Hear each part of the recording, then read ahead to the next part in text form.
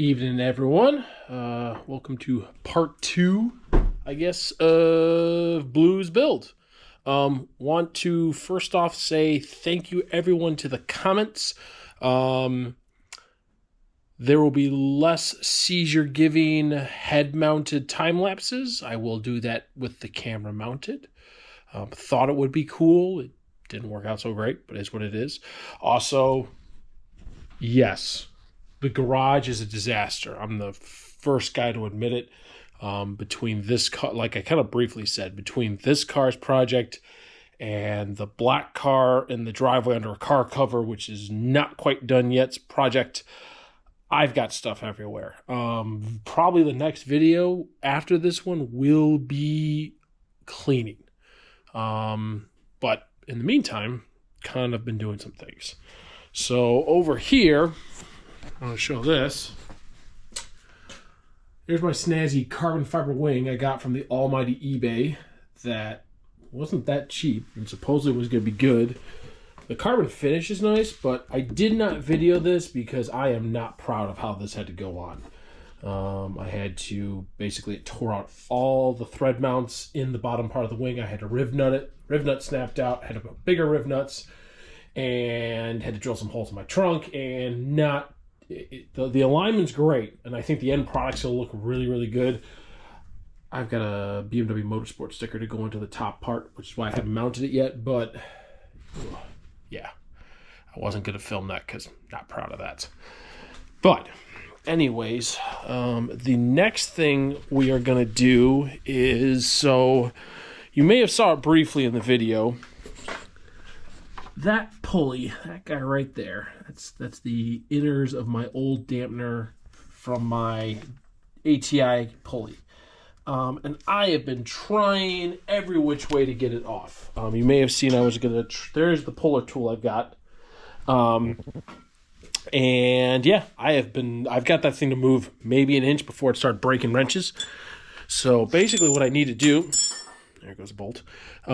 Is this pointed end. I need to get that to seat right.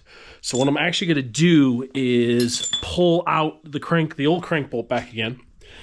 I am going to drill a hole in it so that that tip can sit snugly and grip the crank bolt. Then I just have to put a big wrench on the crank bolt to hold it in place, and then I can put a big wrench again on this puller and try to get this thing off, because I need to get it off to be able to put my new puller on, plus this puller sold. And I need to be able to ship it to the guy. So that is going to be the next kind of thing. Again, here's the block. Started cleaning up pistons. One's good. I mean, they're going to look great. I'm really happy how everything looks in this engine. You know, cross-hatching, the cylinder walls. I'm happy. It's going to be good. But yeah, at that point, waiting on cylinder head and waiting on a couple other bits. So I'm kind of working on odds and ends in the meantime. So yeah, I am going to work on getting this thing drilled up, getting this hole drilled into it. Okay, so skip time frame. I ended up taking my old crank bolt, cutting the top of it off, then drilling a hole in it so that the tip piece of this puller can sit in there nicely. And then I got a wrench holding it this side, and then I got a sawed off crescent wrench that I'm sticking a breaker bar over. And after some good initial turns, it actually started popping, and you can see that gap is getting bigger. So the hard part's done. Now it's just... get that every once in a while. I'm cool with that. That's the thing popping loose a little bit more. So it's working, man. Whew.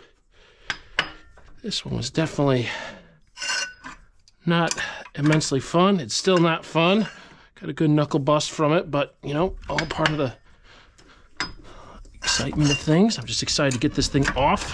I've been talking to Travis, and he's absolutely going to make sure that my new pulley centering piece will not sit this tight, which is good because, again, this is not fun. So think we won't do any time lapse on this. I am probably just going to stop here and I will come back when this thing's off.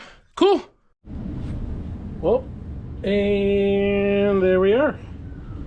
So here's the billet aluminum, nice pulley adapter GDM makes. It's off. Hot damn. All right, so we're done there. At this point in time, it's kind of clean up pistons and maybe actually start cleaning up some of this mess.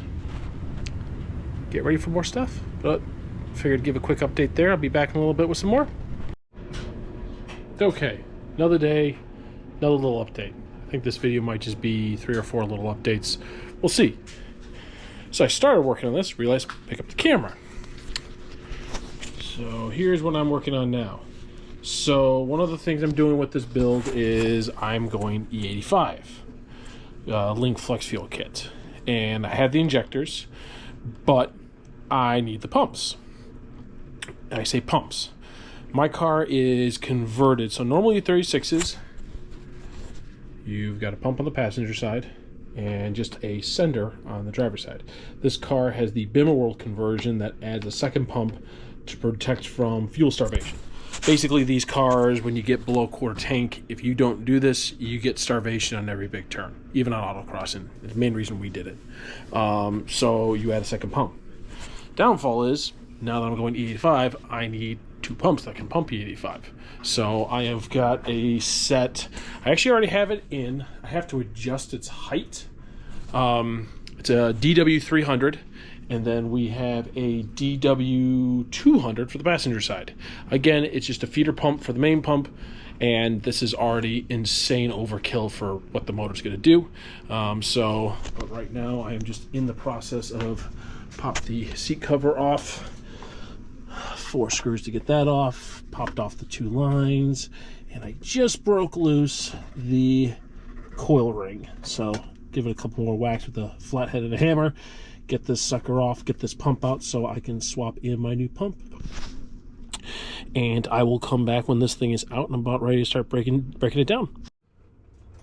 All right, so here we are. Here is a stock E36 pump. And essentially, I gotta clean that all up on the top. Essentially what we're gonna do is get this guy out. So there's 3 rubber clamps. And then what we actually have to do is cut, remember correctly, we have to cut this plastic so we can slip the pump out. Okay. So, now this side shouldn't be as bad as the driver's side was, just because it's not as old of a pump. It's a pretty newish pump. You got to be real careful if you're doing this to like an OG original pump, because all this plastic is just brittle, insanely brittle. I ended up having a JB Weld have that pump assembly back together just to make it work, and I have already popped off the sock there just to make access a little better.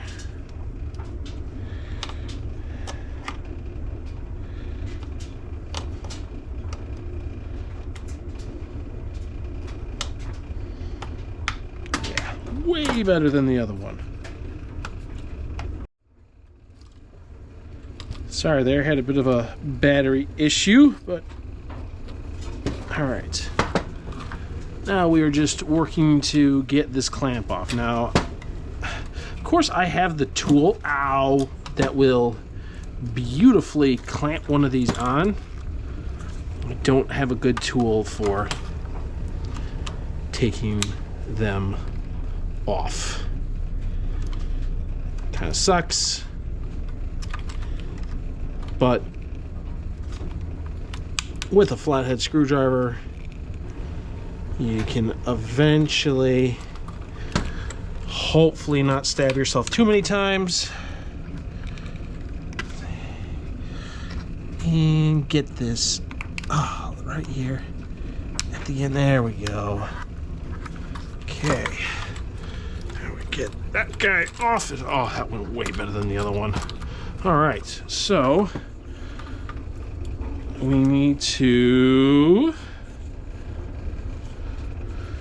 I believe it's, yeah, okay, so what we're gonna do, put a pressure on this. So there's actually, even though those clamps all the way around, there's only so many of them that actually hold. There we go. So there is a bone stock E36 pump. It's still leaking some fuel. Surprise face. We'll go stick this right over here. Hot moment. All right, and I'm going to refresh myself what I gotta do with this, and I will be back shortly. And here is where I took a photo versus a video of how you should cut a 1 1/8 cut in the factory fuel pump bracket to make it fit. And here's where you put the clamp, and here's how everything sits. And yeah, sorry guys, and enjoy the next section. Okay, sorry about the cuts in and out again. We're gonna see how this video works out in the end. So I cut the right piece out, we're good there. What I'm doing now is I'm measuring. Okay, so this pump sits about 1.5 inches below the carrier piece. So I'm gonna make sure I clamp the new one in accordingly, and we'll come back when we're at a different spot. Okay, so that different spot turns out to be, after a couple of hours, a memory card glitch, and pumps now in the car. So I'm going to kind of give an overview. So as you saw in the last clip, I was measuring how much clearance and how low I had to stick the pump in that bracket to get it sit properly in the tank. Well, I discovered a second half to that issue, which was, so the stock pump, here's the sock for it at the bottom. This sits pretty much flat at a very slight angle. The DW pump sits at like this. So I would put it at the stock height, and then the sock on the new pump get all smashed. So I had to take them out, take them back in, take them out, take them back in. But the moral of the story is the pumps are back in, and that is off the list of things to do. So I am going to cut this video done. Apologize again for it. I'm still getting used to this, and it's just kind of figuring out things as we go along. But moral of the story is that is off, ready to go. We have got 2 DW fuel pumps in the car, more than enough fueling. The next video that we're going to do is either going to be putting that guy, my new custom 371 40% locking differential, in the car, or it's going to be working on installing our Link ECU flex fuel sensor underneath the car. It's kind of the last couple things we got before the new head gets here, and crank dampener, which crank dampener actually should be here tomorrow. I've got a new crank bolt coming, a couple other things, so we're moving. Appreciate it, guys. Again, I'm gonna get this video thing down. Here's the newest acquisition. We got a nice tripod with a nice mount for the GoPro, so now when I do engine work, I can do time lapses with it mounted, so no more shaky. But again, at 11tenths, 11tenths on Instagram, Facebook, all those fun places. Keep giving me the comments. I love them. Keep asking questions, and I will see you next time around. Thanks.